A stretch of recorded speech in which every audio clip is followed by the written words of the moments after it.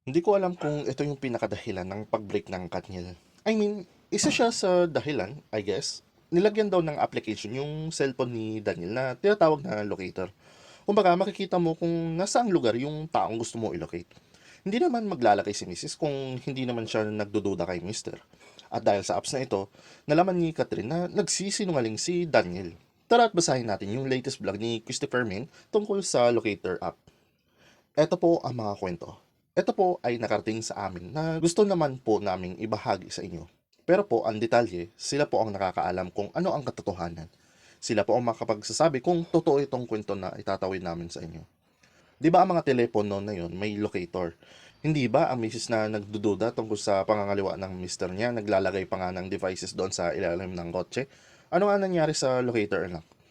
Dahil syempre may pagdududa ng nagaganap, may mga nakakarating na meron pala itong locator na kung saan pupunta si Daniel, malolocate niya kung nasaan at masusundan. Ang sabi, oo daw.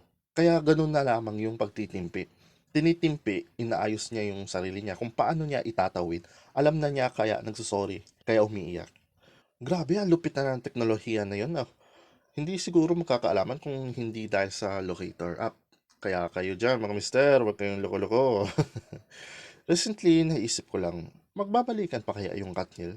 Sa tingin ko, there's a chance pero sobrang maliit na eh. It's not like na hindi na sila ulit makikita or something. Base sa napakahabang mensahe ni Catherine, mahal na mahal niya talaga si Daniel pero for her sake at pagmamahal sa sarili, pinakawalan niya na si Daniel. Sa 11 years na yan, hindi naman basta-basta makakamove on yung dalawa. Napakasakit niyan for sure. Ito naman si Daniel. Nakatanggap naman siya ng isang napakatinding lesson para matuto sa buhay. These events na mga nangyari sa buhay niya, it will definitely make him a better person and makes him more mature. Pag hindi tayo nakakatikim ng mga matinding leksyon hindi tayo matututo niyan sa buhay.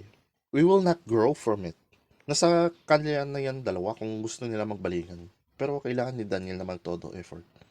Kung gusto ninyo malaman yung buong discussion ni na Christopher Min sa topic na ito, tapusin mo lamang ang video at makikita mo sa end screen kung saan ko kinuha yung impormasyon. Anyways, yan lang ang balita ko sa ngayon. Ako si JP Showbiz Reporting.